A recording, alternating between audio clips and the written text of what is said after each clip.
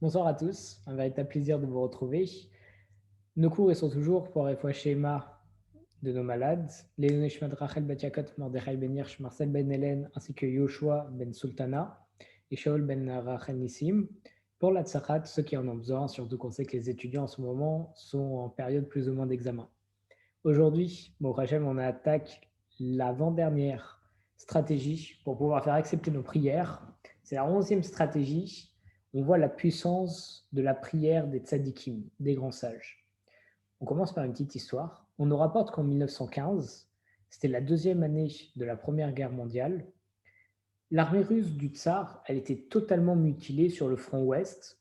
Il y avait un ordre d'enrôlement pour tous les jeunes hommes âgés de l'âge de Rav Moshe Feinstein pour justement servir dans cette armée.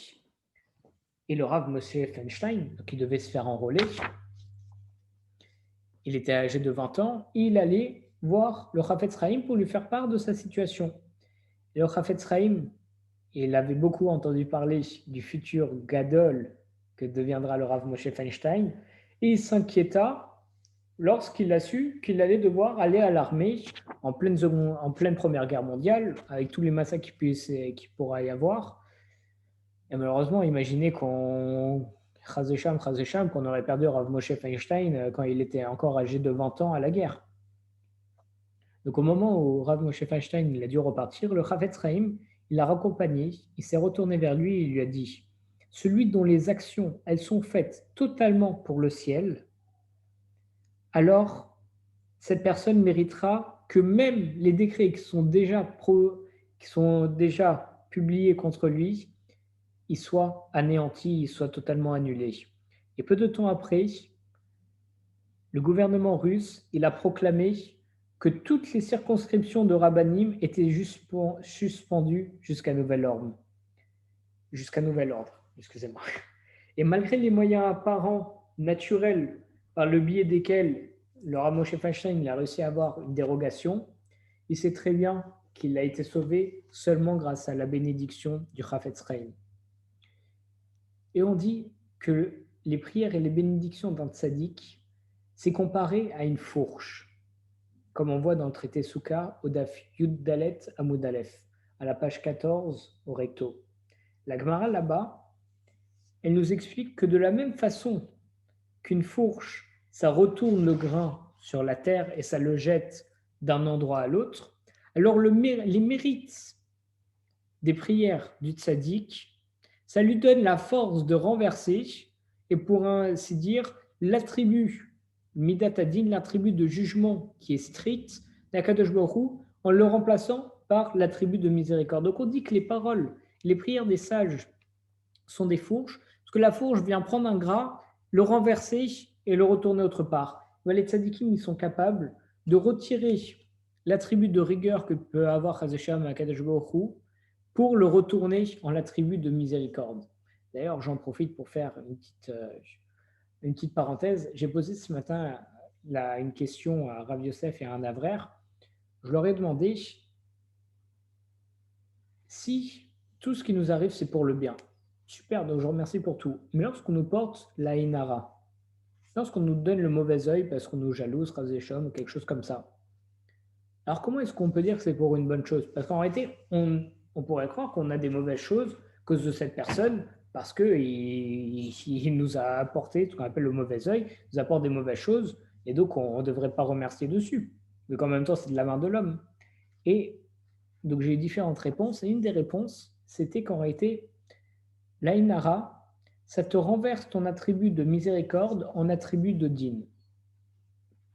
Pour la refaire, si Dieu il a décrété des choses sur nous avec beaucoup de miséricorde, alors le mauvais œil en voyant ça, en voyant que un homme qui travaille pas beaucoup arrive à avoir de grandes richesses, mais parce qu'en réalité, derrière, il prie à Kadosh Baruch Hu, il demande beaucoup de choses, et donc Dieu il lui a donné un tribut de miséricorde, il a dit tu travailles pas beaucoup, c'est pas grave, je vais te donner beaucoup. Et bien là, Inara de la personne, Chazasham, peut renverser cet attribut de miséricorde en prenant l'attribut du din, et comme ça, Dieu, il se retire du trône de la miséricorde et il va sur celui du jugement strict, et il dit non, en réalité, il n'a pas beaucoup travaillé, du coup, il n'aura que le salaire qu'il mérite, Et là, chas de shalom, il pourrait perdre de sa fortune. Mais, comme a précisé Rav Yosef, il nous a dit que de toute façon, c'est Dieu qui passe par les hommes pour faire ces choses.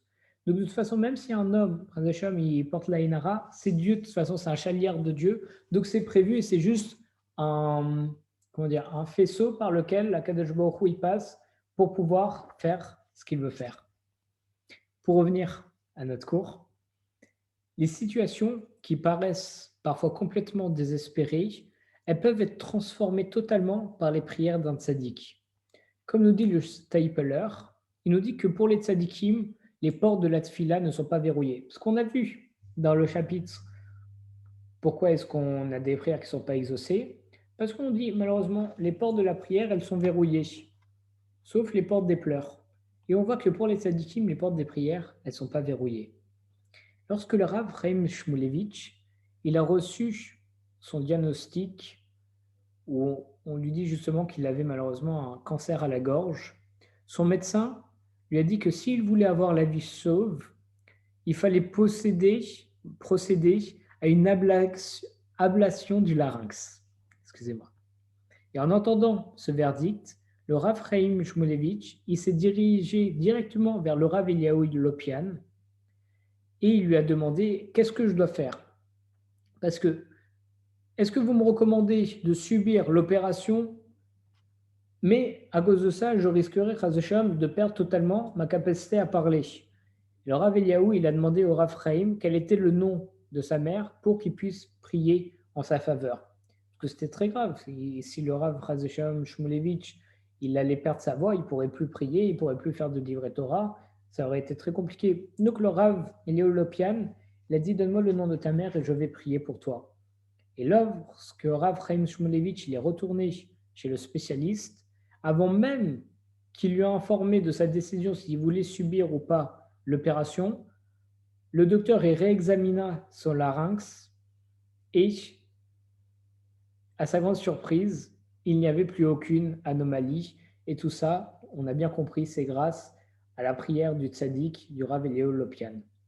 Donc même durant la manifestation la plus spectaculaire du jugement divin, comme lorsqu'il a envoyé le déluge, par exemple, à l'époque de Noach, les prières d'un tzaddik, elles furent écoutées.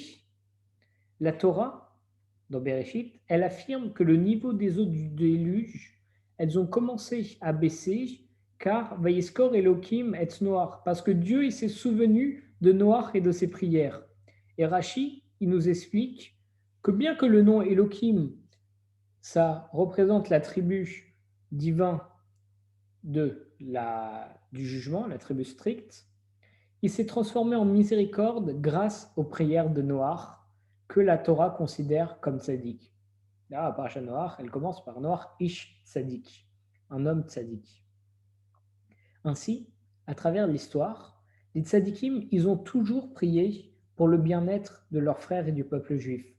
Et à leur tour, ceux qui traversent une épreuve, alors ces personnes affluaient vers les personnes célèbres pour leur santé, celles qui sont connues pour être exaucées par Akadosh Baruch Hu.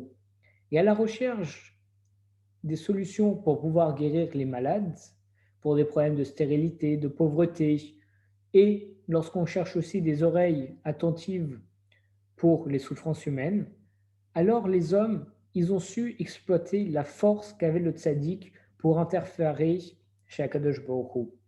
Et de nos jours comme autrefois, la parole du tzaddik, elle s'accomplit toujours. On raconte une histoire où il y a un couple qui n'arrive pas à avoir d'enfants durant des années et qui était en contact avec le célèbre Rosh Yeshiva de Manchester pour recevoir des bénédictions et des encouragements et des conseils pour pouvoir avoir des enfants. Le 8 Tishri 5752, ce qui représente l'année 1991, le couple, il est venu voir le Rosh Yeshiva pour lui demander une bénédiction. Et cette fois-ci, le Rosh Yeshiva, il leur a répondu d'une manière totalement inhabituelle.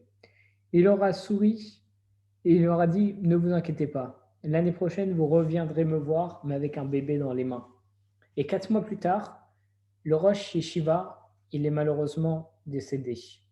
Et à ce moment-là, la femme était déjà enceinte. Et quelques jours après la nouvelle année, le couple est retourné à Manchester avec leur bébé pour assister à la pose de la pierre tombale du Rosh Yeshiva.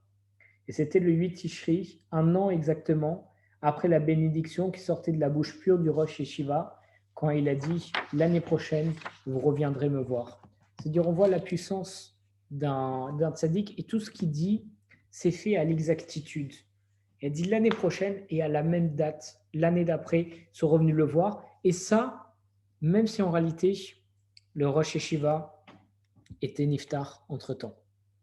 On voit de là la grande puissance des prières faites par les tzadikim.